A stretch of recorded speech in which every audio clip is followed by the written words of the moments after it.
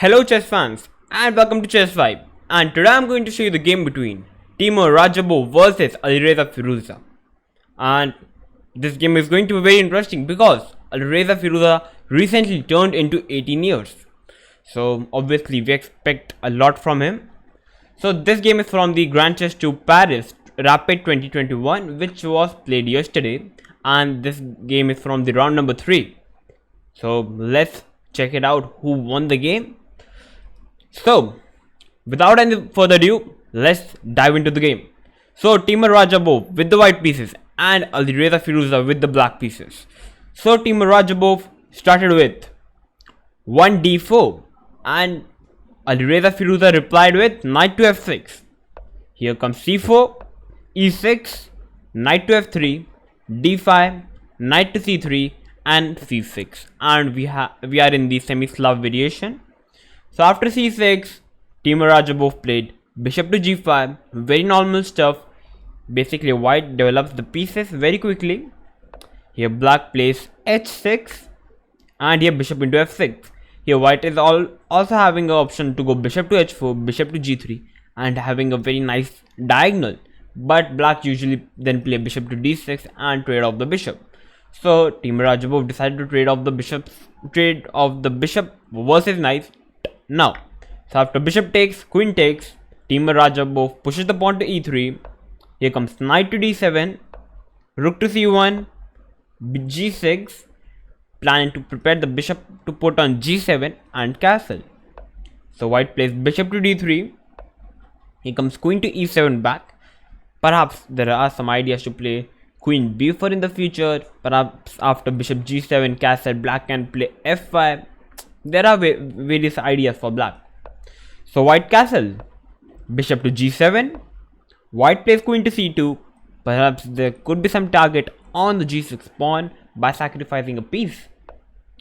But black castle. Here white plays rook f to d1, and after playing rook f d1, white is having a pretty nice position. White have successfully able to develop all his pieces perfectly. And if I talk about black is struggling with his c8 bishop. That's the problem of black usually in Queen's Gambit. So let's check it out how Alireza Firouzja developed his c8 bishop. So after rook f d1, Alireza played first d into c4, capturing up the pawn. Here comes bishop into c4, and in this position Alireza decided to play c5. c5 was a bit inaccuracy. The best move in this position could be to play b6. The idea of playing b6 is now black is preparing to play bishop b7, rook c8, rook d8, and then finally he strike with the c5. But okay, he decided to go directly by playing c5, and Teimour Radjabov pushes the pawn. If white captures the pawn and after knight into c5, now black is having a very fine position, and I think this position is equal. And black is having a very pleasant position. Black can play bishop d7, bishop c6, or even he can play b6, bishop b7, and rook c8, rook d8, and black is playing perfect. But Teimour Radjabov pushes the pawn, and after knight to b6, attacking the bishop as well as the pawn on d5, here white plays b3. Yep, now white is having a very strong pawn chain, and actually it looks white is slightly better because of the d5 pawn. So after b3, black captures the bishop. Here comes pawn takes and black plays b6. The idea of playing b6 is now black is preparing to put the bishop on b7, preparing to put the rook on d8 and creating some pressure on the d5 pawn. So after b6, white decided to play e4. Yep, just keeping a strong pawn chain. So here black captures the d5 pawn and Teimour Radjabov captures the pawn with the knight. Here many of the players captures the pawn with the e pawn because it looks like white is having a passed pawn and the d5 pawn is protected by the c4 pawn. It's actually not correct in this position because pawn cannot go from the d5 to d6 because obviously it would become weak. It looks powerful but nothing is going to happen. That's why Teimour Radjabov decided to capture the pawn with the knight. because if we see this position, now the knight on d5 is very powerful and it is working a perfect piece, and perhaps white can even play e5, making the g7 bishop bad. So it's a very nice idea by Teimour Radjabov by capturing the pawn with the knight. So after knight into d5, black played queen to b7. Here comes h3, stopping these bishop g4 ideas to capture the f3 knight. So black plays bishop to e6, creating some pressure on the d5 knight. White plays rook to d2, planning to play rook d1 and keeping a strong pawn formation. So black plays rook f to e8, perhaps moving the bishop in the future and creating some pressure on the e4 pawn. So white plays rook c d1. Here comes rook a d8, and now black has also successfully got all his pieces into the game. So let's check it out what happened. After rook a d8, white played queen to a4. Perhaps the plan can be the queen is putting some pressure on the a8 rook, perhaps some pressure on the a7 pawn. So Alireza played bishop to d7 first, taking the queen from the a4 square. So Teimour Radjabov simply went back with the queen. Here comes bishop to c6, and now we can see that black is really creating some threat on the e4 pawn. So in this position, white played knight to h2, and perhaps the idea of knight to h2 is perhaps white can play knight to g4 and aim from the f6 square. So it's a very nice idea. For now the e4 pawn is protected by the queen, so there is no such problems. So after knight to h2, black played king to h8. Okay, perhaps there could be some ideas. Perhaps black wants to play f5 or even f6 in the future, trying to open up the position and trying to make the e4 pawn a little bit weak.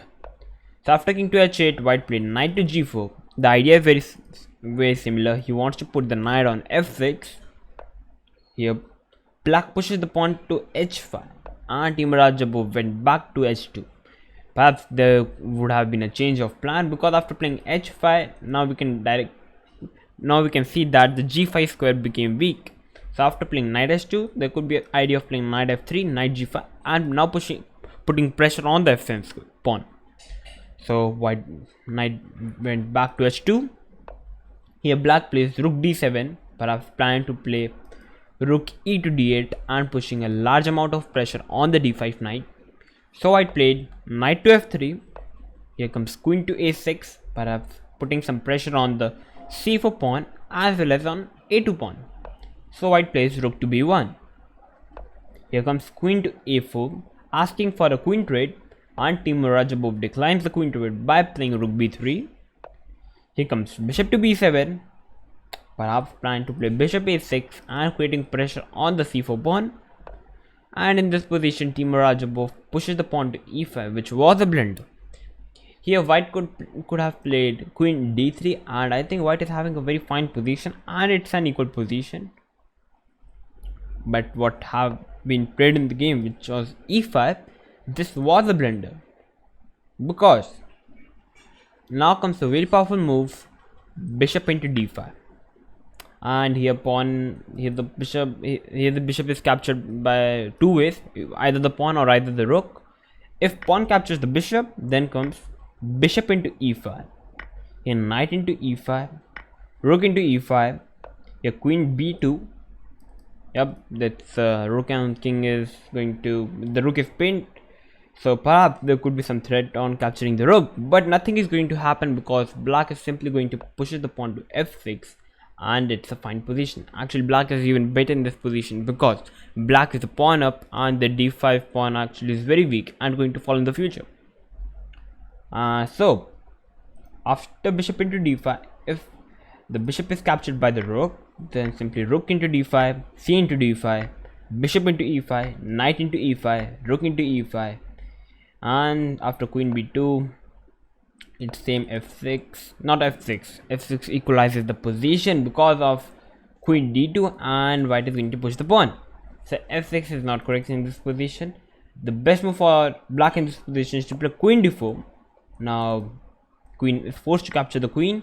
After c into d4, the d5 pawn is also going to fall and black is going to win the game.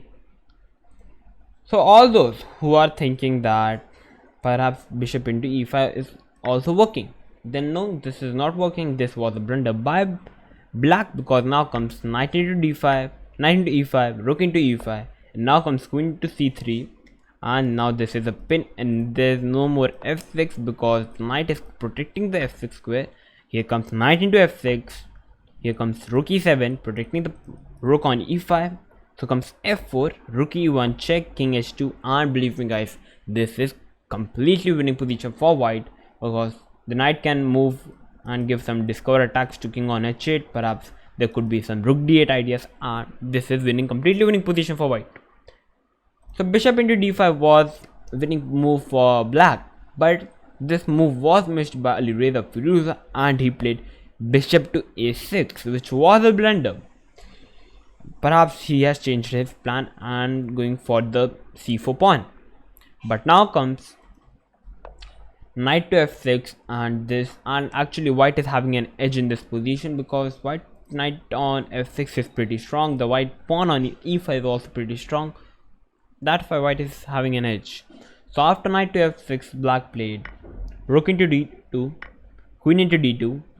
Here comes rook to f8 because the knight is attacking the rook, so queen and bishop cannot capture the pawn on c4. So rook f8 was played. Here comes rook d3, bishop into c4. Because bishop into c4 is very obvious move, but actually this was a blunder by Alireza Firouzja. A better move could be to play queen f5, and here white plays rook c3, and actually white is also better in this position, but comparatively, which was played in the game, bishop into c4, this was a blunder. Because now comes rook d8, which was played in the game. Here comes queen to c6. Perhaps the plan could be to capture the knight. After pawn takes, queen can capture the pawn. So white plays rook into f8, check, bishop into f8. Here comes queen to d8. Now the bishop is pinned, so the fourth move is to play king g7, protecting the bishop. And here white plays a fantastic move, knight to d7, and actually the bishop is trapped, because first of all the knight is and queen is attacking the bishop, and the bishop cannot be defended by another piece. So, and the bishop is also not having a single square to go. So in the game, bishop d6 was played, which was the best move. And all those who is thinking that capturing the bishop with the pawn is the best and also the natural move, but no, this equalizes the position, because now comes a very powerful move by black, capturing the pawn with the queen, and this is the pin, So white plays queen h4, saying, okay, you can grab my knight, I'm going to grab your bishop. So here black plays queen d1, check, king h2, here queen d6, check, and obviously if you go king g1, perhaps then you are repeating the position, then it would be a draw. So obviously white plays knight to e5, and the knight is protecting the e5 knight. So here black pushes the b5, and actually this is an equal position, because obviously black is having 3 pawns on the queen side against 1. So black is having a majority, but white is a piece plus, so somehow white sacrifices a piece, and by repetition white gets a draw. So this is all the point. So this could have been played, but after bishop to d6, this was the blunder. So obviously Teimour Radjabov is a GM, so he's not going to blunder like this, and he found the right move by playing queen to f6 check. Wow, very nice move. So king is forced to move to g8, and here comes queen into d6, queen into d6, a into d6. Here comes bishop into a2 pawn. Obviously now black is having 3 pawns, so perhaps he will try to push, but this is completely winning position for white, because white plays, here comes knight into b6. Wow, your pawn cannot capture the knight, because after pawn, the pawn cannot stop from being the queen. So after knight into b6, Alireza played king to f8. Here comes knight to d7, check, king to e8, knight into c5.